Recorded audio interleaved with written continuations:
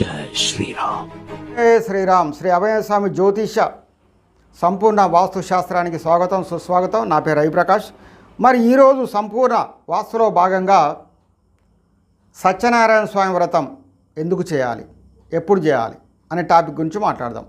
సత్యనారాయణ వ్రతము తప్పనిసరిగా ఎవరైతే అష్ట కష్టాల్లో ఉంటారో, పేదరికంతో బాధపడుతూ ఉంటారో, ఇతి బాధలతో బాధపడుతూ ఉంటారో, ఆ ఇంట్లో గొడవలు ఘర్షణలు జరుగుతూ ఉంటాయో, శత్రువుల బాధ ఉంటుందో, లేమి కలుగుతుందో, అప్పుడు తప్పనిసరిగా సత్యనారాయణ స్వామి వ్రతం కనుక ఆ గృహంలో జరిపించుకున్నట్లయితే సకల అరిష్టాలు తొలగి, అష్ట కష్టాలు తొలగి, అష్ట ఐశ్వర్యాలు లభిస్తాయనేసి సాక్షాత్తు ఆ శ్రీహరే విన్నవించడం జరిగింది.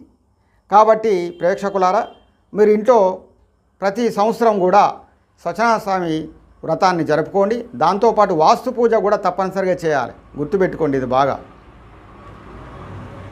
ఇక మీరు దగ్గరలో ఉన్న పూజారి గారిని సంప్రదించండి. లేదు గురుగారు మీరే సత్యనారాయణ స్వామి చేయాలంటే నేను వస్తాను, సత్యనారాయణ వ్రతాన్ని చేపిస్తాను, చేస్తాను కూడా. నేను ఉండేది భద్రాద్రి కొత్తగూడెం జిల్లా ఇల్లందు.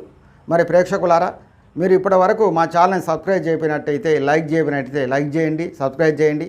మరిన్ని వీడియోలు వస్తూ ఉంటాయి మీకు అనేక రంగాలపై. అలాగే మీ బంధుమిత్రులకు షేర్ చేయడం మాత్రం మర్చిపోవద్దు. ఇది ప్రతి హిందూ యొక్క బాధ్యత. నమస్తే.